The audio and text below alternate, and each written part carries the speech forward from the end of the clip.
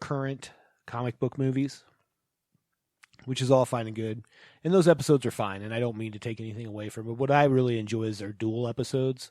So they'll take like, I'll just pick like The Vision from Marvel versus Martian Manhunter from DC. But they don't just go based on their bias. They actually run it through the Monte Carlo system, which is what they used to use on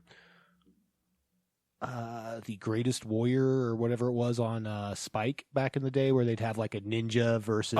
They use that actual program. Oh, that's cool. And they use like the Marvel power levels from back in the day, and they like from the cards.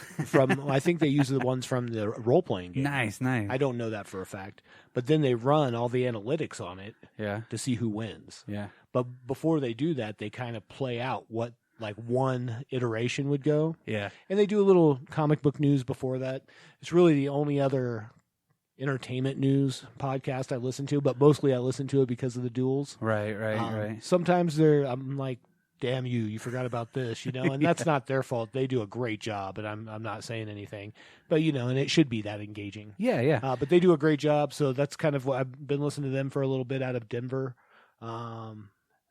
That's kind of the big one as far as, I'll probably shout out one every week because I listen to so many. Oh, yeah. I've been, again, just kind of concentrating on the ones that I have. I did find out about a new one today that I'd like to kind of mention. I really have not dove in too much for it, but so far, actually pretty cool. It's called Nocturne Noise. It's available on Spotify. I was looking through some of their episodes, and it's a lot about kind of, just music in general. Perfect. This person, her name is Caitlin Knight. She has kind of just decided to start a podcast and really just delve into what she loves the most, and it's music. So I'm kind of looking forward to kind of getting into a little bit of those on the way to work, different things like that whenever I can, because we're always looking for new music and things like that to kind of listen to. And I think that hopefully it'll be something that really kind of pays off, Sure. So far so good. I did want to talk about talking about stuff that's out on DVD. If you haven't seen Batman Hush, great. Okay, so let me say this. I liked it. I enjoyed it. However, it is not Batman Hush. Nope. And I think that what they did was they MCU'd it. Okay. And that's okay. See, I never read it, So if you've read the original, it's a great story. They MCU'd it a little bit. They fast-forwarded a lot of the battles and everything like that, right? The person under the bandages is not the person under the bandages in Hush. Oh, really? Yeah, it's a whole different person. Okay, all right. So that was kind of the part where I'm like, and there was some stuff they skipped around about, you know what I mean? I was waiting for overall, it was a great story. Yeah. It was a great animated movie. Yeah. I still prefer the comic run because it is different. Like the Court of Owls ones, the Batman versus Robin. Absolutely. So I think that, some people who, if you were really looking forward to seeing a animated version of Hush itself, you're going to be let down a little bit. But if you take it for what it is, it's still really good. Yeah. Yeah, just a good one-off movie for it. Yeah, I enjoyed it. Yeah, I sat down last week and watched it, and I was pretty engaged in it. I mean, I didn't really kind of stop it or... No, it was good. It was, like I said, it was good for me, and it just wasn't what I was expecting because I was expecting the story that was... In the comics, which was phenomenal. Yeah. Well, I was always waiting for the Killer Croc fight, right. Because I know that was a really big battle for him in there, but... Yeah, they kind of glossed over a lot of stuff in there, which was cool. I mean, I guess I really need to read the whole, series of that. I would recommend reading Hush if you haven't. That's to anybody out there on the airwaves listening. Yeah, airwaves. Yeah, airwaves. Like we're broadcasting live from a boat out in the middle of the Pacific. Hey, I'm down. Yes, might as well try it. One of these days, I think we are going to try for the record. of the longest podcast ever. Yeah, I'm excited to do that, but we're going to smash that thing. Yeah, instead of 54 hours, 72 we're going to try? Yeah, we're going to shoot for a 72-hour-long podcast. Why not? If you're going to do it right. That's what I always say. Yes, do it to where nobody could touch us for like 10 years. Right, and somebody will. Somebody will be like, oh, they did 72. We could do 80, you know? Yeah. And we can do 90. We can do fucking... Yeah, whatever. we'll do a continuous one. We've been doing this for 1 year. How is that possible? We have no lives. Do you have a playlist this week? I actually don't. I apologize.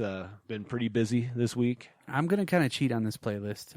Okay. In the way that I'm just going to pick one singular band. Okay. And one record. So I don't think that's a cheat necessarily. It's not necessarily a playlist. Mixtape. It's not a mixtape, but it's more of, hey, you need to check this out. Perfect. Now, if you know me in any way, you know how much I love the band Suicide.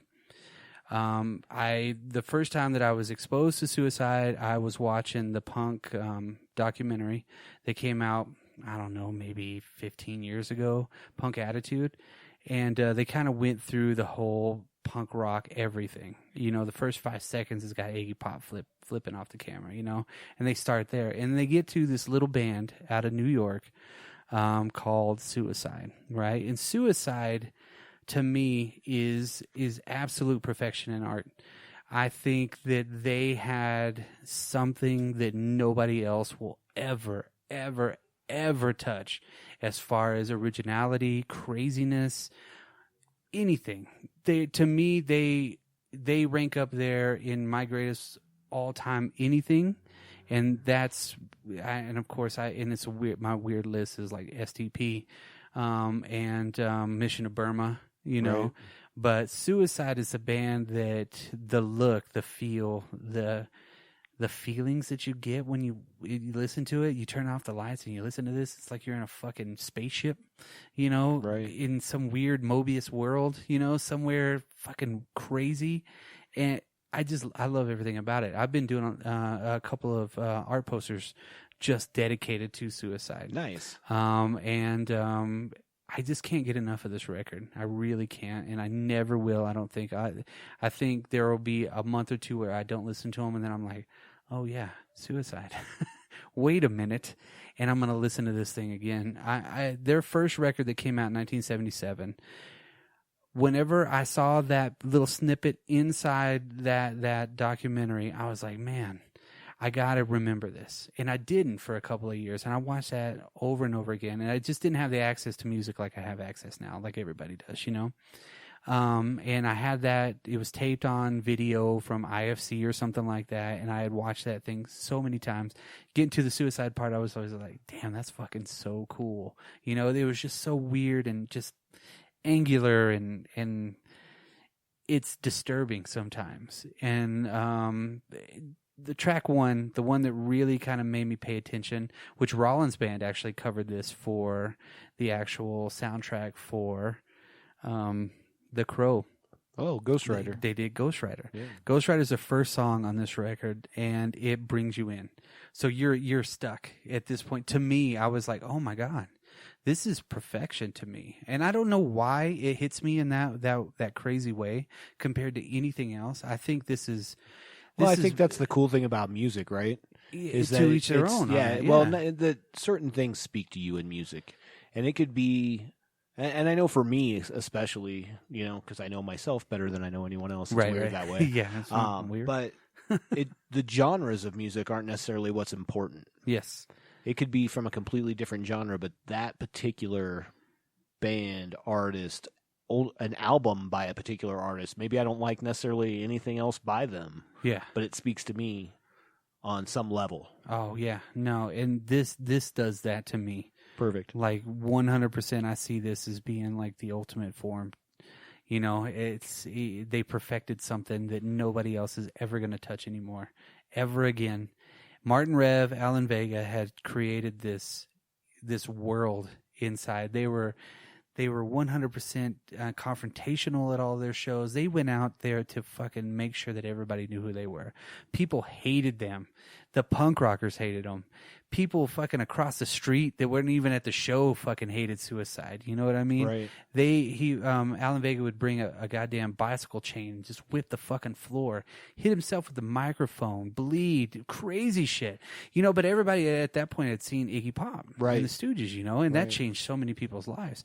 These guys took it to a different level. Right. In the level, again, to where it's the absolute love of this band to me that will, I don't know, if it's that record, you know, one of those records that I take with me to the deserted island, besides Chuck Berry, Right. you know, but I mean, I really think I can, and that's a weird kind of that's a weird mix. But that's what I was talking Yeah. about before. It doesn't matter the genre. Because I feel like you could name any genre, and I could take one album, and I'm like, this is the album I would listen to in that genre. Yeah, yeah. Or this is the no wave. It's Right. so fucking crazy, man. And I hate to say genre, because I hate to Yeah. like pigeonhole music like Right, that. right, you know right, what right. I mean? But just to get kind of layman's terms out there. I think that if you get through Ghost Rider, now it attracted me to it because it was Ghost Rider. Come on. He is a motorcycle hero. Yes, it was Ghost Rider's comic books. I was like, man, I got to check this out now. Then when I got that first CD, this one that we're talking about, man, I got through the first song. I was like, what's next? Holy crap! You hit Rocket USA. Jesus Christ! Oh my God, it's still going. It's like you're doing 95 down the highway, no brakes. You're going downhill. You're about to plow into something, and you don't care. Because, you know, as soon as you're done, the radio's still going to be playing. Right. You know what I mean? It's fucking crazy. Cherie is song number 3. There's one movie, The Place Beyond the Pines. I think that they do play Cherie in it. And when I saw that movie, it has like Bradley Cooper in it, and who's the pretty boy that was on Drive. Gosling? Yeah, Ryan Gosling in it. It's a weird movie, but they play Cherie in that. And Cherie is an eerie, haunting kind of he has a Feistfa organ, and it's just the way that he plays it and the distortion on everything. It's completely something different. Then you get to Johnny, and Johnny is fucking nuts too. You get to Girl, which is a slower kind of draws you in. Once you've hit that point, then you hit Frankie Teardrop. Now, Frankie Teardrop has been described by people like, again, like Bruce Springsteen. Bruce Springsteen covers a Suicide song, "Dream Baby Dream." He does that at the close of all of his shows. I think that's the one thing he does, and it's weird. And like he loves them, and it's like, how could somebody like the Boss love this? You know what I mean? But he really thinks it's up there with him too. He's like, this is pure art right here. Well, and I think he was a little more avant-garde when he first came out as well. Correct. You know, it wasn't all like, I read the newspaper today. The Bruce Main Springsteen. Street, Yeah. And Springsteen's got some good stuff. Yeah, no, I'm not yeah. hating. I'm just saying Yeah. there was definitely a shift in his music as well. Yeah. And when you listen to Frankie Teardrop and you go through the middle of that song, you're fucking enamored in what's going on, the story that he tells in it, and it's based on a story, you know, and the way that he fucks you up on it, he really does, big time. Nice. And then you ended up with Che.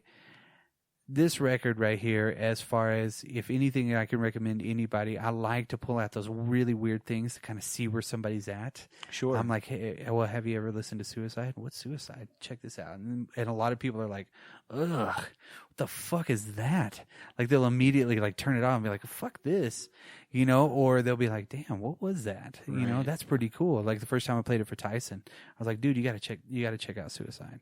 I love them. Absolutely. And that's why I think that this playlist, is really good if somebody wants to listen to it. If you have any idea of, if you want to email us or something like that and talk about that. Email us, hit us up on the socials. Definitely. I'm interested. I haven't heard Suicide, so I'll check them out. God, you got to, yeah, for sure. Yeah. Now that's probably what I'll do tonight. Yeah. Honestly, for me, and not to take. Are we done with the? Yeah. Perfect. Kind of weird. Like I said, I'm kind of multi-genre person. You know. Really, what I've been listening to this week is the Black Panther soundtrack. Okay. which I love, and I have loved for a while. But I've also been listening to the Korn Unplugged album, which That's was unusual, one of my daughters grew up on the Korn Unplugged album. Really? It's one of my oldest daughter's favorite things to watch, listen to, whatever. Wow, I don't think I've ever seen Rob Thomas is in it for a song. Amy Lee comes for the one song that she does with him, that Freak on a Leash, or Oh yeah, or whatever it is. Yeah, isn't she from what's that band?